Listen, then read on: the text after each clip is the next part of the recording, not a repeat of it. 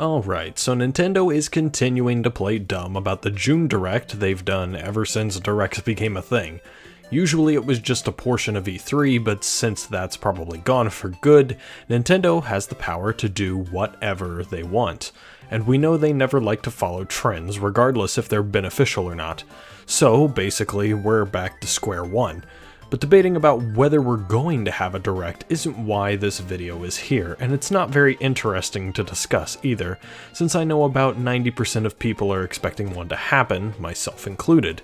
If it doesn't, then I'll cry and the video will age poorly, which is just a normal Tuesday, so win-win? Okay, predictions. I guess I'll start with the date. June 14th sounds good.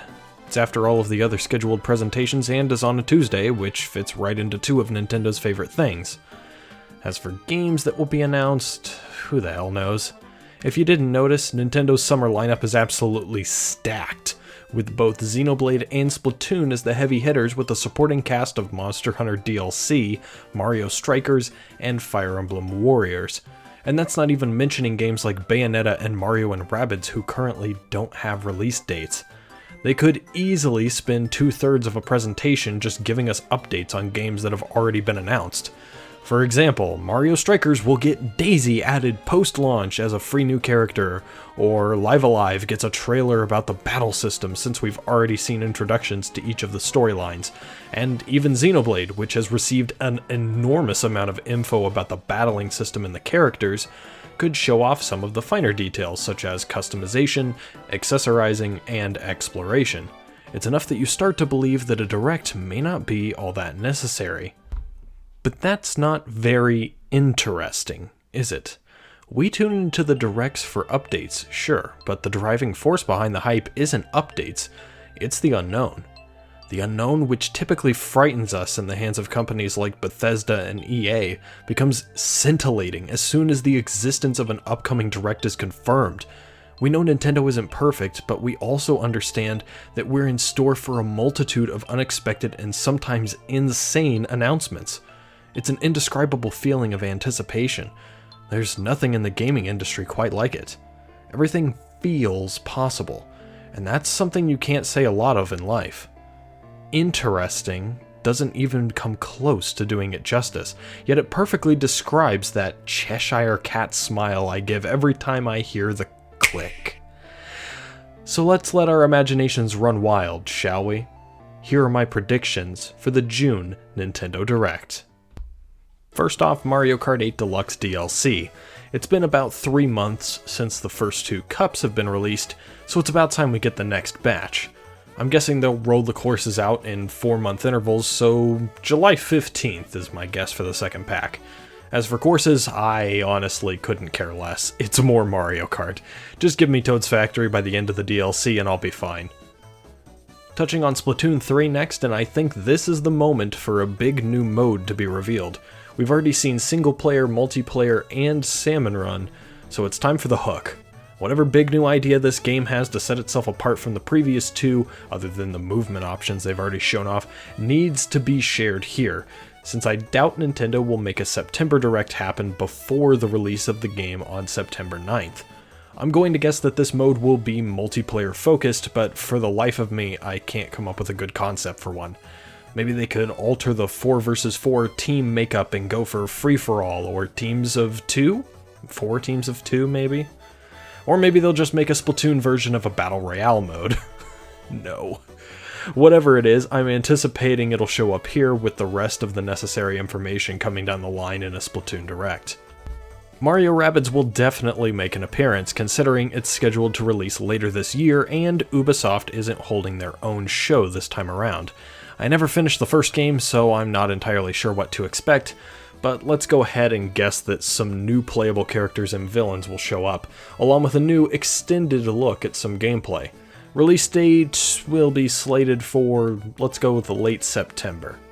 And let's cross off the other big one as well. Bayonetta 3 will get a story trailer and maybe highlight some new gameplay gimmick that's tied in with the story, or maybe just give us a good look at some characters like Jean and Rodin, maybe they're back. If you can tell by that statement alone that I never finished the other Bayonetta games, then good for you. Please don't spoil it in the comments.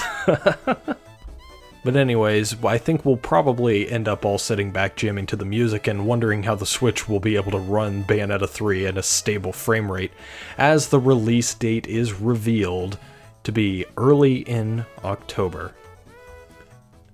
Next up, Advance Wars returns after Nintendo delayed it indefinitely, despite the fact that the war they delayed it for isn't over yet. The updated release date will be August, especially since that month seemingly has no games coming out for any platform. It's tough having an August birthday sometimes. Pokemon, which seems to be the heavy hitter for the holiday/November for Nintendo, could realistically show something off for Scarlet and Violet here, but the one trailer we just got last week kinda muddles things a bit. I suppose they could have some of the team members come on and explain a few of the key features and give us some story info and the region name maybe, and maybe a couple more Pokemon. Otherwise, I think they'll probably just wait until September or something to give us more, which would be kind of agonizing. Please don't do that. But I think that pretty much wraps up all of the previously announced stuff, so let's get into the unannounced stuff. Mario Party Superstars is a popular pick for DLC. Most people have already exhausted all of the boards and minigames available and are looking for more since this one finally has online play. Will Nintendo give us what we want? I'm going to say no. Super Mario Party sold very well and never received anything until Nintendo added online 2 months before Mario Party Superstars got unveiled. Would it make sense to add some new boards and characters? Absolutely. But Nintendo doesn't work in absolutes. They're chaotic neutral. They do what's interesting, and it would be infuriatingly interesting if they decided to not support the first Mario Party game in almost a decade. Okay, next up, time to ruin my credibility. Grezzo is working on something and I'm predicting it's a remake of Mother 3. Yeah, Mother 3. The art style of the Link's Awakening remake matches perfectly with the prototype art style for the Mother series, and the team at Grezzo has experience with RPGs thanks to their own IP, Ever Oasis. Add on to the fact that Nintendo slyly added Mother 1 and Earthbound onto Switch Online earlier this year, and the timing feels right. I think it might just be as likely that Mother 3 shows up as part of like a Game Boy expansion of Switch Online, but I'm hoping it's a remake instead. Just don't cut anything out from the game, please. And continuing with the fanciful land of make-believe, I'm going with something that I want here. We're going to get something Ace Attorney. Whether that something is another collection or brand new Ace Attorney 7 that we've been waiting for 5 years, I have no idea, but come on Capcom, it's been 5 years. Give us more people to add to the Dead Dad Protection Squad, and give me more content to play on the channel in the future. Thanks! Nintendo EPD also hasn't shown us what they're working on yet. They've been silent ever since Super Mario Odyssey, and considering a ton of games from 2017 are getting brand new installments, I think it's about time to see what's up with Donkey Kong. But Nova, Retro makes Donkey Kong and they're working on Metroid Prime. You're correct, though they only make the newer Donkey Kong Country games. This game is not going to be 2D. It's going to be a huge new 3D Donkey Kong game featuring the return of the Kremlings and King K. Rool. I've personally always wanted a return to the Donkey Kong 64 style of game from this franchise, so despite how good Tropical Freeze was, I've gotta say, another 2D entry wouldn't be half as exciting as a 3D entry. And maybe they can bring Grant Kirkhope on to compose a few songs? A new DK rap is just what we need. And speaking of what we need, where's Metroid Prime, Nintendo? It's been over 3 years since Metroid Prime 4's development was cancelled and restarted. I think it's about time we get at least a teaser trailer of what's to come. Even if it doesn't release this year, an update of some sort is a worthy bet. However, there have been credible rumors that we could get a remaster of Metroid Prime 1 released before 4. If that exists, we'll likely see it here, and I'm betting on another October release date. If it doesn't, then no, whatever. Overall, I feel like that's a solid first-party lineup for this year. It feels stacked from top to bottom, and like I'm not going to have a free month anywhere in between. But even though it's definitely good enough to cap off a summer direct, there's one franchise that's missing. Zelda. There's been a Zelda release almost every year in recent history, except for 2018, and currently we have nothing planned until Breath of the Wild 2 in 2023.